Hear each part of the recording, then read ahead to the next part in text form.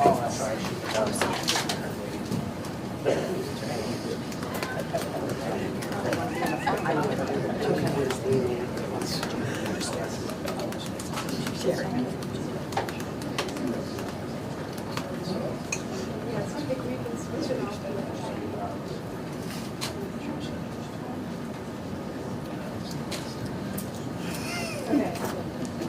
I'm Attorney General. I'm Molly with the Washington Post. I'd love to talk to you afterwards. Will you be around?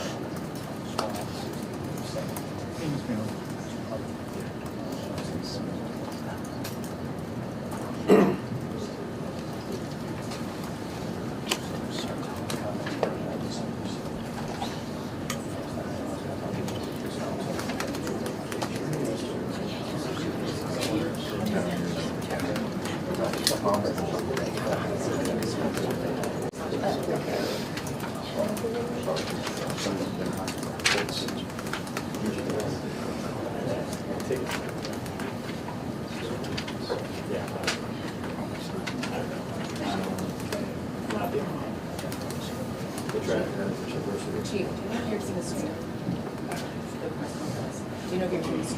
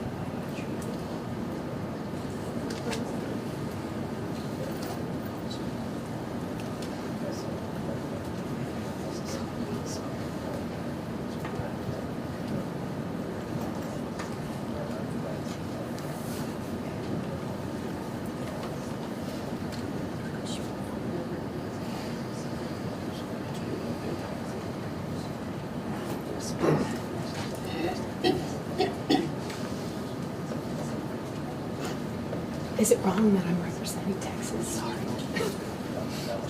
I'm based in Houston. I need to get you. I know I do. All I'm here. I promise.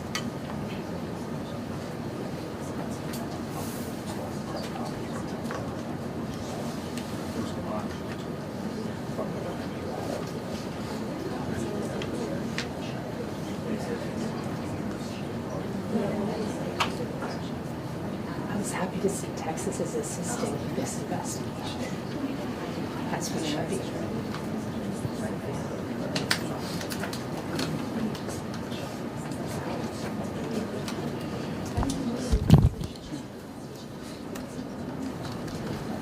Okay.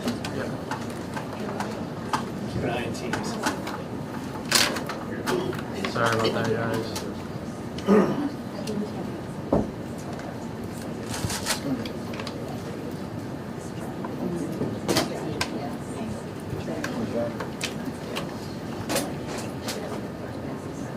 Oh, wow.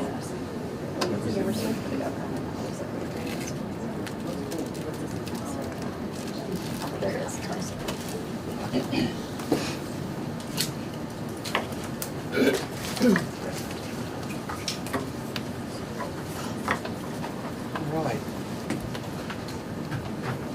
Y'all all ready? We good?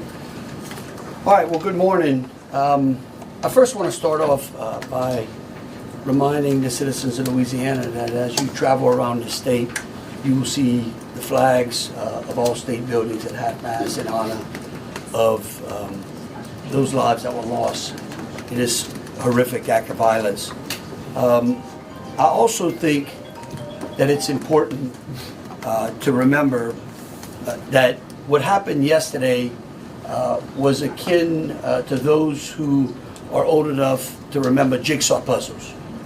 And that you would take a 1,000-piece jigsaw puzzle and you empty the box, and you've got to start sifting through those pieces. And you want to start, if you're real good, you start at the corners, right? Try to put your corners together. And from yesterday to today, over 1,000 law enforcement agents and officers, men and women, have been poring over countless amounts of data, of videos, of surveillances, interviews, tracking down every possible lead that came to us, whether it was the New Orleans Police Department, the Louisiana State Police, the FBI, or our other federal agencies. Also yesterday, I issued an emergency declaration. That declaration was meant to streamline resources and communications between state, local, and federal partners. And we're seeing the results of it. I also would like to remind everyone that what's going on in the city and the state is twofold. We've got an active criminal investigation going on, while we're also continuing to secure the city in preparation for 3 o'clock kickoff time for the Sugar Bowl. With that, I would also remind those who are in the city that as far as state resources are concerned, we have the Louisiana State Police, the Louisiana National Guard, which was part of that emergency declaration, which allowed us to put an entire MP company on the ground. Those become force multipliers, is what we call that in law enforcement and the military. That helps to add to the resources that we have. Wildlife and Fisheries, the Department of Corrections, DSF, DHS, our Veterans Affairs, our Probation and Parole, all state agencies. Any state agency who has post-certified officers are here in this city to help secure the city. And so with that, I would like to turn it over to Christopher Rea, who is the Deputy Assistant Director of the FBI's Counter Terrorism Division. Chris? Thank you, Governor Landry.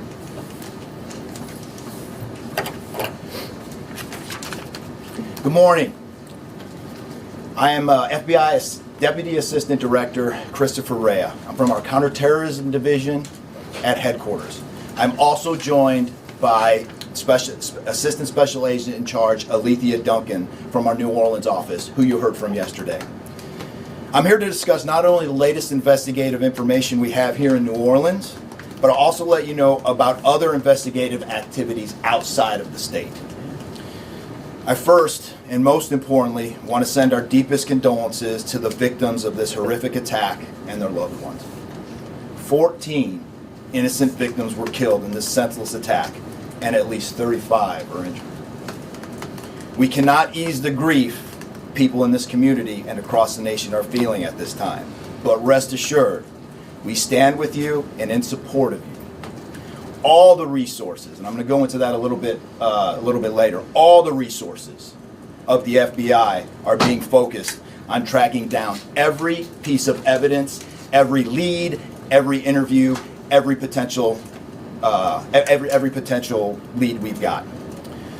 While I won't be able to answer all your questions today, my goal is to be as forthcoming as possible with you on what we've uncovered so far. First and foremost, let me be very clear about this point. This was an act of terrorism. It was premeditated and an evil act. This was obviously a critical incident, and with that, lots of information and tips come pouring in from law enforcement, first responders, and the public. We have been aggressively running down these tips and information. As you all know, that takes time, and we will continue to do so until every lead has been followed through on. This investigation is only a little more than 24 hours old. So I ask you to keep in mind that as I go through some of the specifics later. But at this point, currently, and this is another fact I want to be clear on, we do not assess at this point that anyone else involved in this attack except for Shamsuddin Jabbar, the subject you've already been briefed on. A little bit about what the FBI is doing. So we are surging people and assets to the area from across the region and across the nation. Special agents in multiple field offices across the country have been deployed and are assisting with potential aspects of this investigation and following up on every lead. Additional teams of special agents, professional staff, and victim specialists continue to arrive to provide more investigative power and assistance to the victims and their families.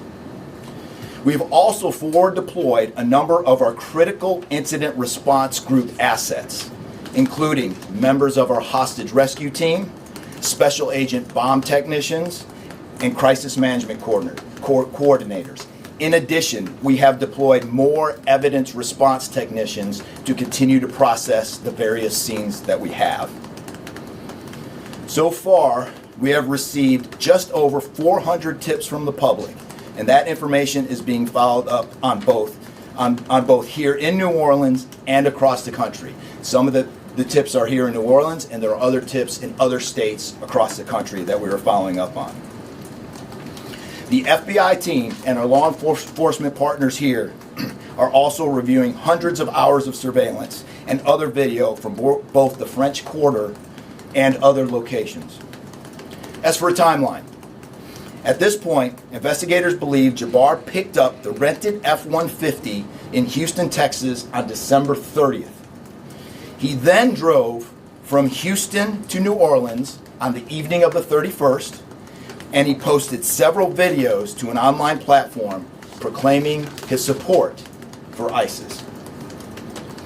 There were 5 videos posted on Jabbar's Facebook account, which are time-stamped beginning at 1:29 a.m. and the last at 3:02 a.m. In the first video, Jabbar explains he originally planned to harm his family and friends, but was concerned the news headlines would not focus on the, quote, war between the believers and the disbelievers, end quote.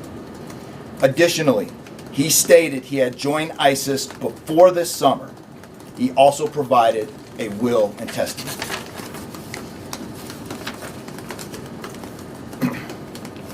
FBI and ATF.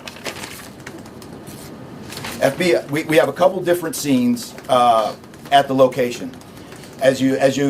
We have released the scene at Bourbon Street. That scene has been released. We also have a scene off of Mandeville Address, where we are currently searching that scene right now. FBI and ATF agents have secured that house, and that location is being searched for potential evidence.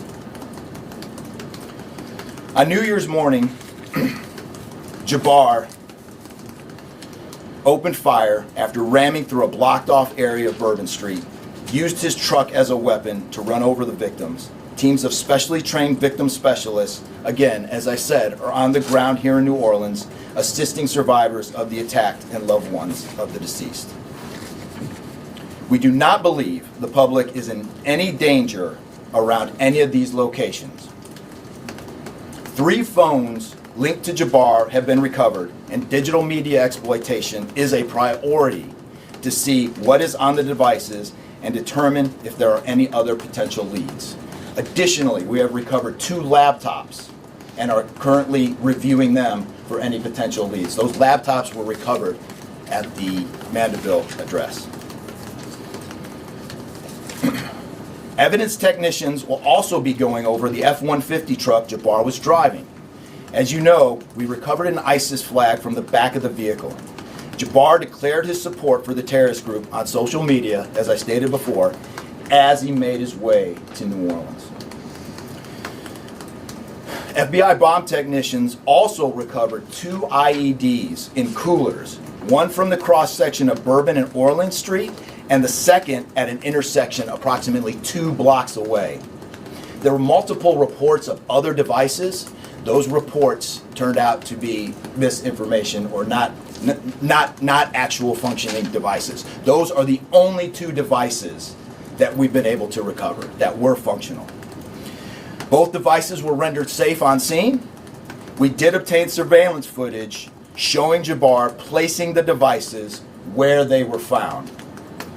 Two other, as I said before, 2 other items of interest were determined not to be IEDs. A little bit about Jabbar. Jabbar himself was born in the United States and is a U.S. military veteran. We are looking in everything in his life. While we have interviewed many people who know Jabbar, we still need to talk to others. Whether you know Jabbar personally, worked with him, served in the military, or saw him in New Orleans or Texas, we need to talk to you. You may not think you have relevant information, but what you know could tie in to one of our investigative leads.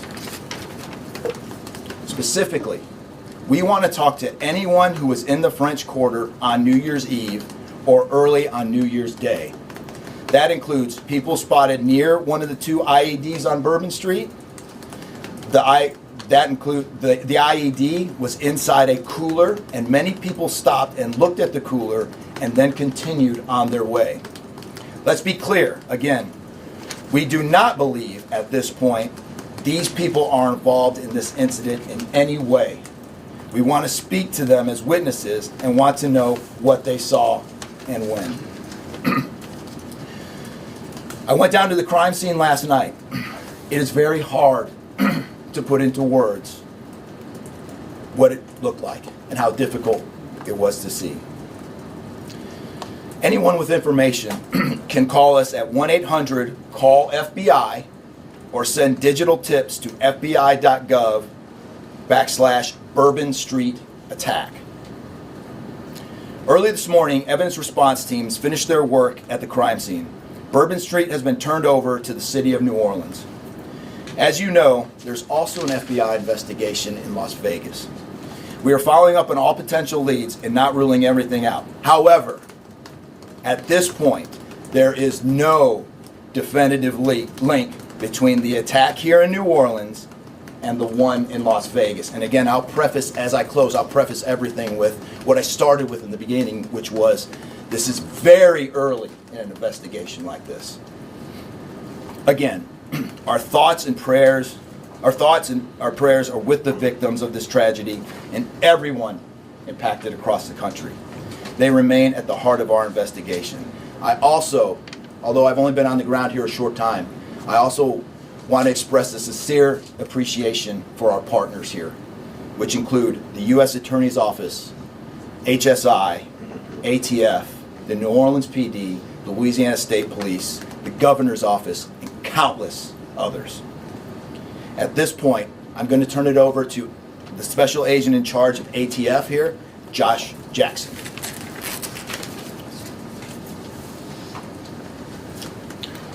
Hey, good afternoon. As stated, my name is Joshua Jackson. I am the Special Agent in charge for the ATF New Orleans Field Division. And ATF's primary mission is preventing, reducing, and solving violent crime throughout the United States and abroad. Solving part is the focus of this investigation. ATF resources that have been brought to bear to the city and to focus with our federal, state, and local partners have been our national response team. We spoke about the scene that's still being processed now. The national response team of ATF is a team of certified fire investigators, certified explosive specialists, fire engineers, electrical engineers. These folks will give us additional investigative leads to help the investigative team identify what happened at the location in Mandeville and identify how that fire started and move the investigation forward from there. Additional resources that ATF has brought to bear into the city.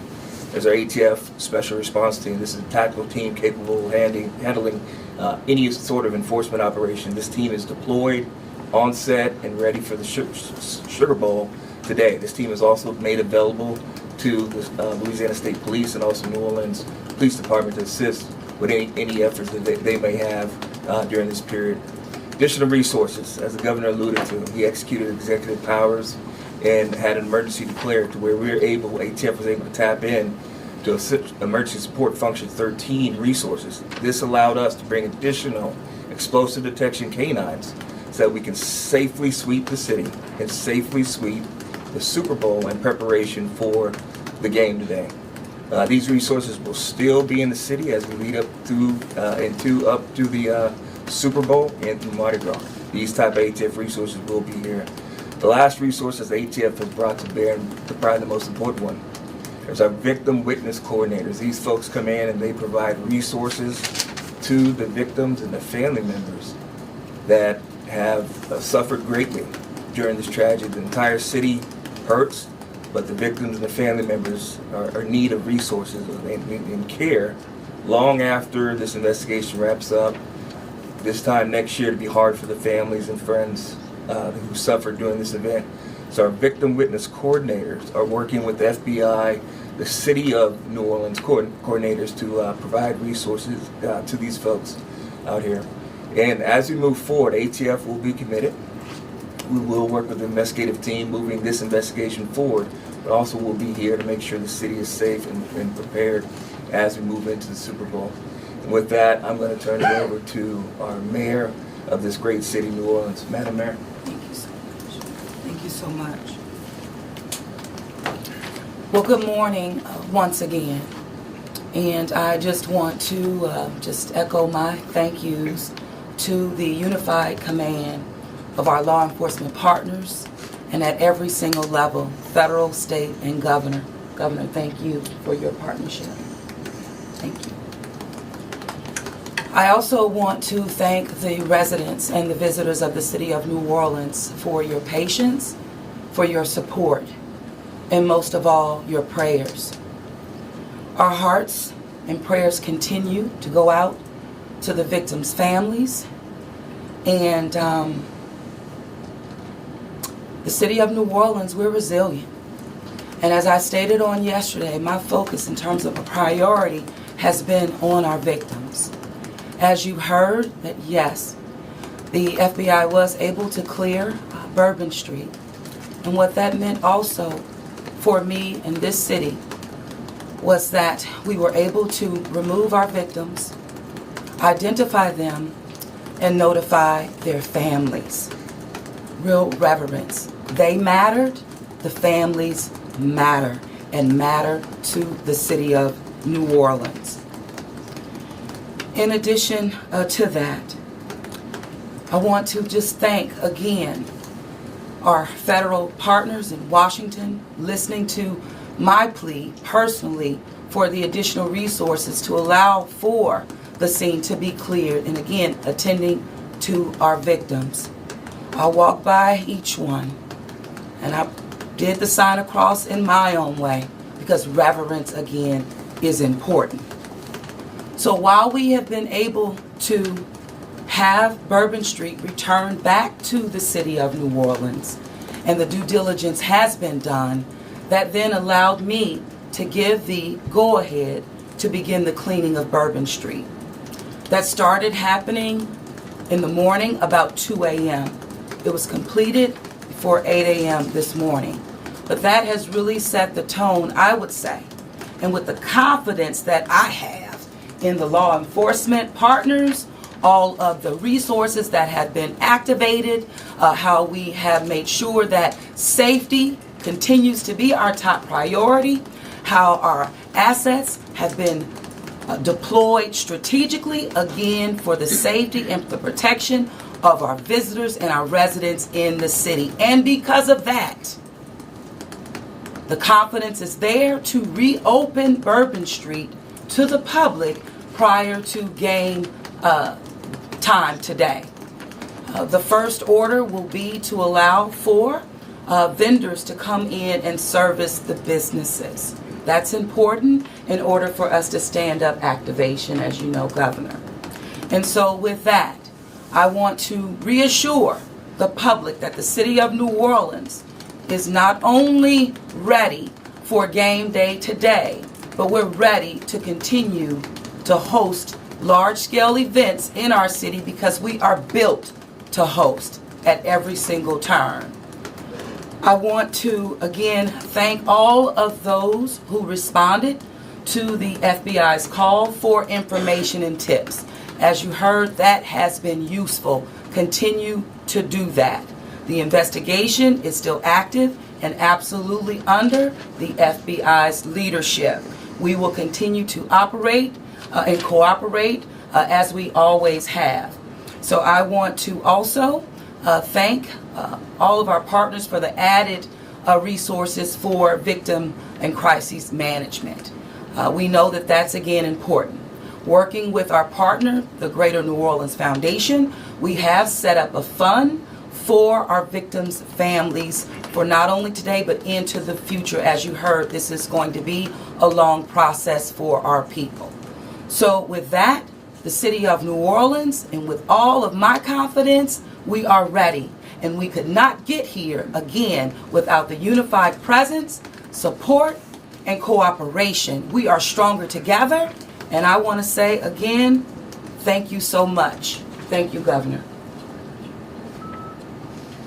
So once again, the Governor would like me to reiterate that Bourbon Street will be prepared for full activation before game time today. We know 3 p.m., so we're working towards 2:30 p.m. But prior to game time, the kickoff, Bourbon Street will be restored. So we're hard at work now. Our teams are now, and of course, working with our business community to serve our public and serve our residents and our visitors alike.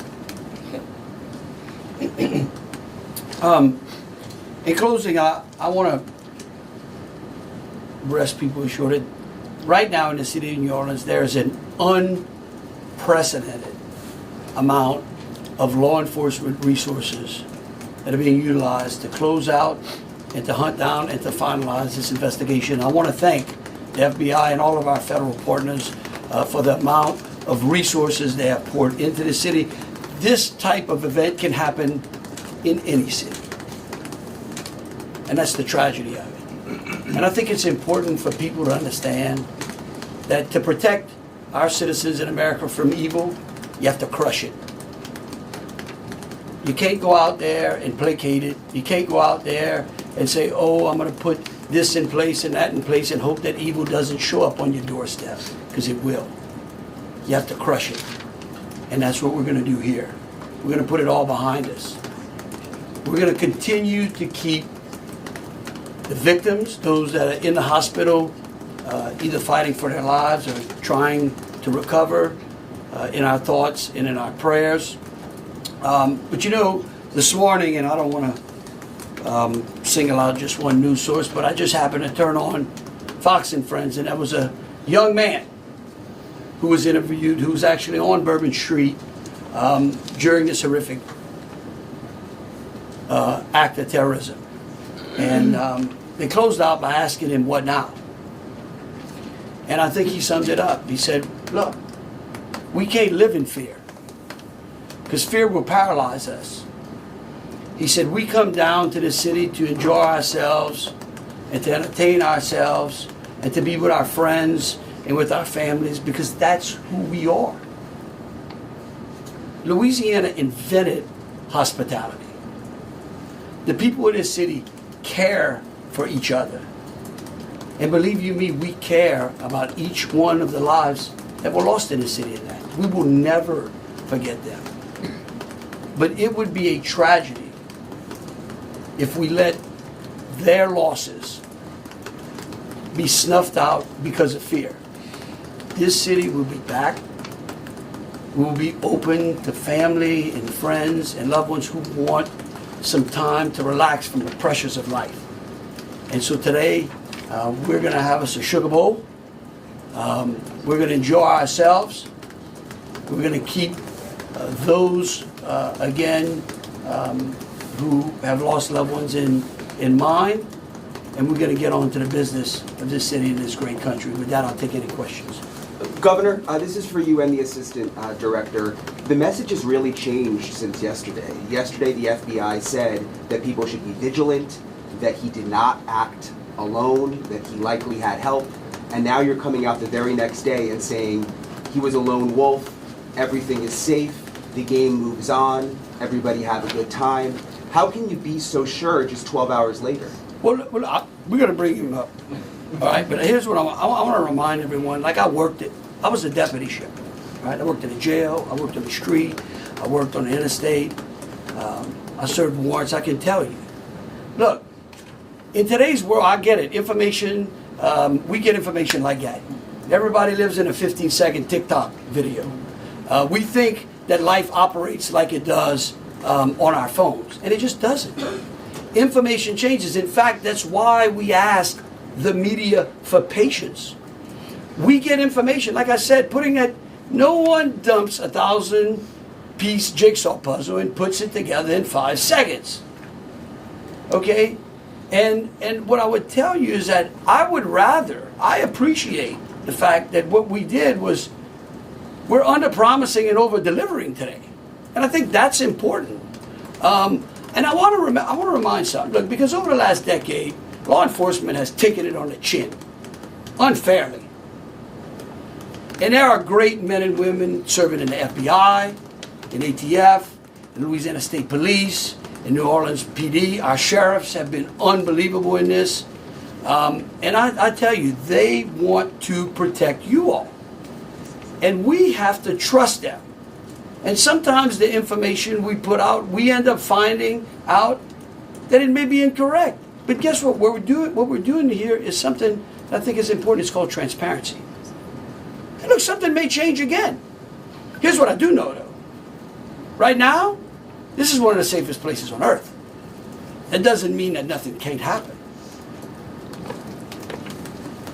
Thank you, Governor. And to echo exactly, I think the Governor put it eloquently, as can be said. In a lot of these instances, I also had the opportunity to deploy to Boss Bomb, and I will tell you this is almost carbon copy to Boss Bomb as far as the inaccurate reporting that comes up. And what the Governor said is we want to be transparent with the public. Years of the FBI not being transparent, we're being as transparent as we possibly can. And unfortunately, as we're being transparent, unfortunately for that, there is some information that we have to go back and recorrect. And in this particular incident, you heard the resources that we brought, that the other state and locals have brought. We've had 24 hours now to go through media, to go through phones, to interview people, to analyze those videos, analyze other databases. And after all of that, there's been hundreds and hundreds of leads done just in 24 hours.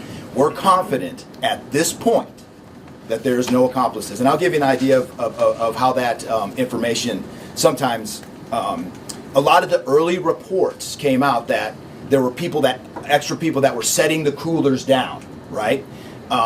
It turns out those were just patrons on the street that were looking inside the coolers, right? We didn't know that at first, so we had to kind of track all that down and put that to rest. So that's just an example of one of the pieces of information, but there were other pieces of information that after we got our feet under us a little bit and on the ground here, we were able to put together a much more accurate picture of the subject and his attention. Just Sir, one follow-up. the Was the suspect The wearing updated suicide death toll, we just wanted to double check that. Yes. The 14, not 15. Sorry, sir. 14, and then the shooter himself would be 15 total, to include the shooter. And to Was clarify, the terrorist wearing a the suicide vest? IEDs, That's my follow-up. were the IEDs pipe bombs, and have you discovered a remote detonator anywhere? And when you said that you have surveillance footage of the suspect planting those IEDs, what time roughly were they planted? Yeah, those roughly a couple hours. I don't have the exact times in front of me. A couple hours prior to the attack. Before midnight, to after attack. you know? Probably after midnight. After midnight. I want to say 1 or 2 in the morning, So but I he can't. left the area and came back.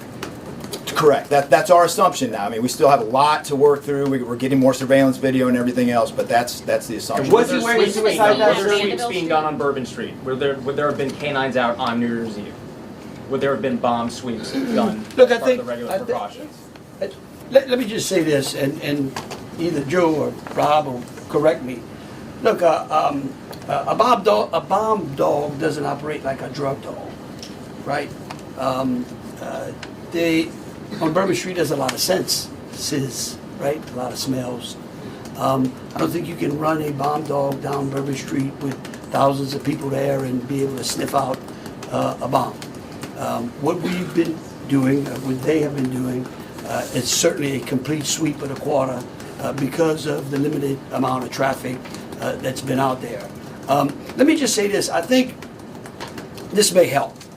It would be my hope that as some additional time goes through, maybe closer to maybe the beginning of next week, we will, if we've got it to what extent buttoned up as we could, I would work with the FBI and the city, and maybe we can come up with a timeline to be able to get you those information, kind of walk everyone through from day one through. I think it's extremely premature, and you're really putting us on some speculative grounds to ask some of those questions, because again, it's only been 24 hours. I mean, can you imagine how far we've come in 24 hours?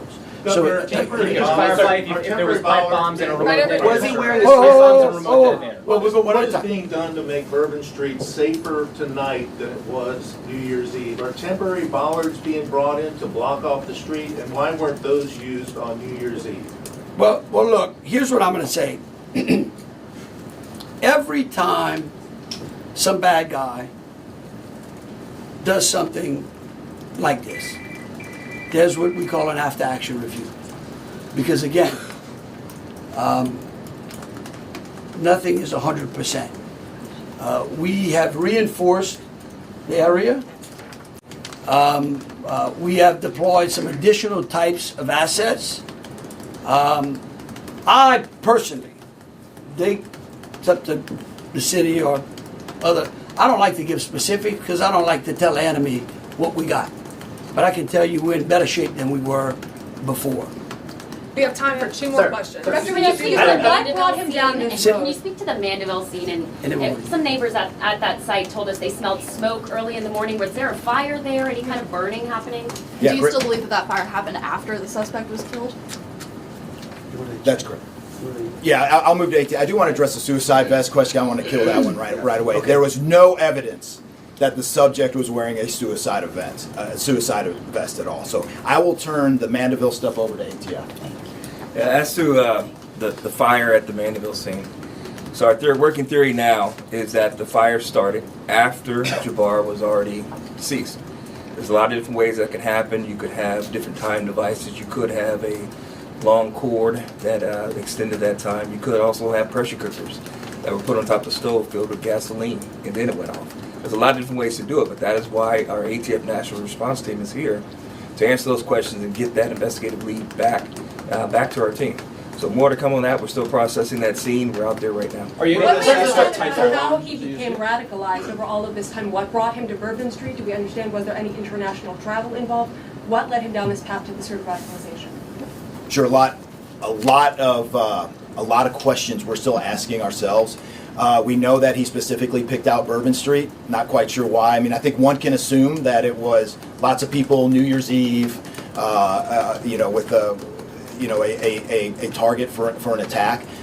That's the stuff in the coming days, as far as that path to radicalization, that we're really going to be digging into and making a priority of. So, what I can tell you right now is that he was 100% inspired by ISIS, and so we're digging through more of the social media, more interviews, working with some of our other partners to ascertain just how to ascertain a little bit more about that connection. We're gonna do one more, Kate. Right there.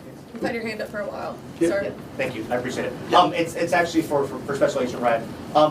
Sir, I prefer those. I'm gonna check. in order to reassure people, would you be able to explain the analysis and evidence that has led to this most recent understanding that he was a lone actor and that there is at this point, at least from your understanding, no further danger to the public? Sure. I think a lot of that, multiple interviews, the hundreds of interviews that we've conducted so far, the social media review that we've done of his accounts, by my count now, the 5 devices we have, the 3 cell phones and the 2 laptops, been able to initially triage or go through that, and there is just nothing to indicate through call records, through anything on those devices, through interviews, through anything in our systems, that he was aided in this attack by anybody. And again, I have to caveat, like the governor said, this is 24 hours into it, And that could change, but right now, we've got a much better picture and much more confidence on what we were dealing with than we were just 20 Mayor, years what ago. gives you All right, look, thank y'all so very much. Again, Mayor, what gives you the confidence to say we're to people going that to they try come to to your get city y'all for as big much events? information as possible, so any additional information we put out through press releases. Thank you so very much. Moving forward, are we Mayor. going to be making Bourbon Street a pedestrian only, or are we going to be allowing cars to drive through? Pedestrian only?